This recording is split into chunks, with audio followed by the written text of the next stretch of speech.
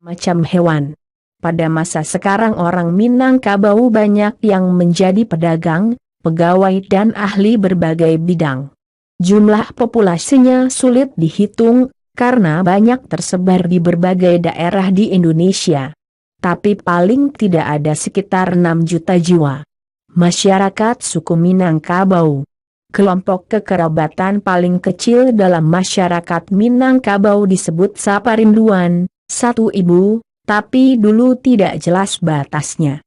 Pertama karena menganut faham matrilineal dalam berkeluarga, di mana peranan ayah dalam rumah tangganya amat kecil, sebaliknya di sini saudara laki-laki istrinya lah yang lebih banyak berperan. Suami dalam lingkungan rumah istrinya disebut Sumando, dalam lingkungan rumah ibunya ia disebut Tungganai, yaitu orang yang bertanggung jawab untuk saudara perempuan dan kemenakannya. Kedua karena keluarga intinya bergabung dengan keluarga senior pihak istrinya, bersama-sama tinggal di rumah gadang, rumah komunal. Dalam masyarakat Minangkabau dulu keluarga luas lebih populer. Dalam sistem perkawinan orang Minang yang bersifat eksogami suku pihak pemberi lelaki, Sumando, bagi seorang anak disebut bako, sedangkan pihak penerima lelaki, karena orang Minang menganut adat menetap sesudah kawin yang matrilokal, disebut anak pisang. Ikatan kekerabatan secara adat antara pihak bako dan anak pisang ini disebut pasumandan.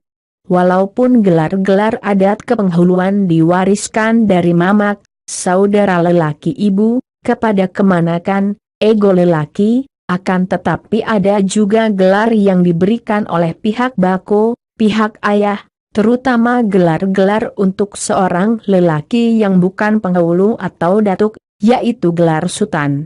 Memang sudah menjadi adat bagi orang Minang untuk mengganti nama kecil seorang pemuda dengan sebuah gelar dari pihak bako ketika ia dewasa atau sudah menikah.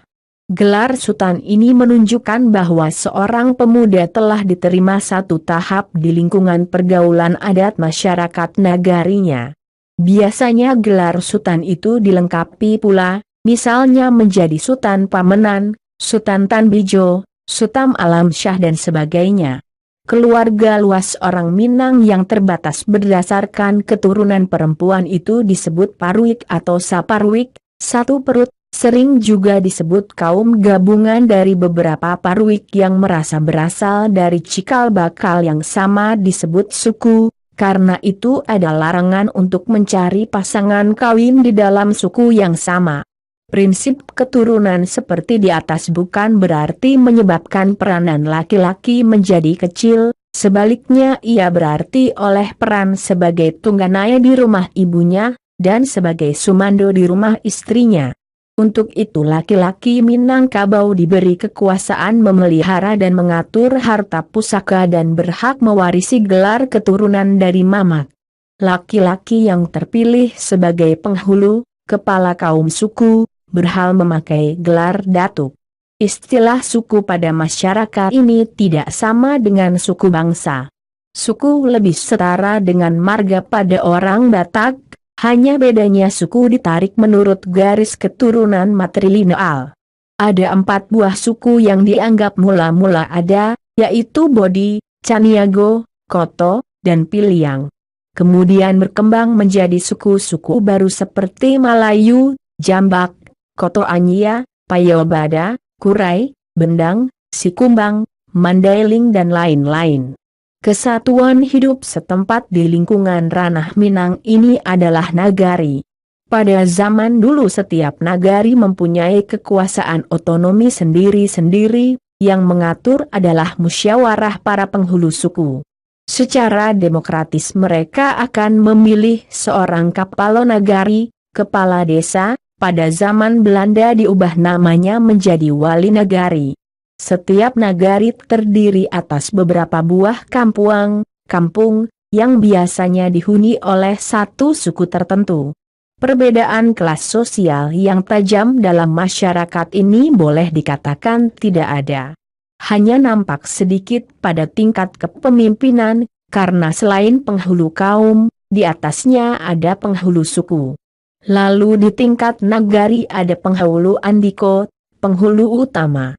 Keputusan-keputusan adat biasanya dibuat oleh para penghulu ini, tapi biasanya mereka harus mendapat dukungan dari Tungku Tigo Sajarangan, Tungku Tiga Sejerangan, yaitu kelompok penasehat yang terdiri atas Ninik Mamak, orang tua-tua bijaksana, cadiak pandai, orang pintar, dan alim ulama.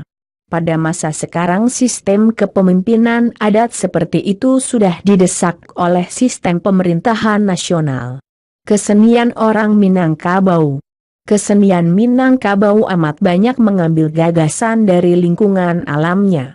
Mereka mengembangkan motif-motif ukiran di rumah gadang dari bentuk tumbuh-tumbuhan. Motif binatang dan manusia hampir tidak ada atau tidak ditemukan lagi, mungkin karena terpengaruh kebudayaan Islam. Seni tarinya juga mengambil gagasan dari dinamika alam sekitar yang juga mempengaruhi seni bela dirinya, silat. Seni tari dan silat ini banyak mengandung unsur magis dan gerakan akrobatik. Mereka mengembangkan suatu teater rakyat yang disebut randai dan tarian yang mempertontonkan kekebalan, dabus. Seni musiknya cukup beragam, seperti dendang, dikia, zikir, endang, salawat, berzanji dan ratok. Alat musik tradisionalnya juga banyak diambil dari alam, seperti saluang, bambu tiup, bansi, seruling bambu, putpuik, seruling dari batang padi dan daun enau, rebana, gendang, adok, doal dan sebagainya.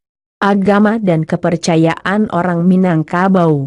Pada masa sekarang boleh dikatakan seluruh orang Minangkabau telah memeluk agama Islam, akan tetapi sisa-sisa kepercayaan lama yang animistis dan dinamistis masih bisa ditemui di beberapa tempat. Sebagian masih percaya kepada tempat atau benda-benda tertentu sebagai keramat, dihuni oleh roh tertentu, percaya kepada adanya hantu, kuntilanak, si Jundai, orang bunian, orang halus, dan lain-lain. Berdasarkan hasil penelitian ahli sejarah, bahwa kedatangan bangsa Minangkabau adalah pada zaman perunggu atau logam padat.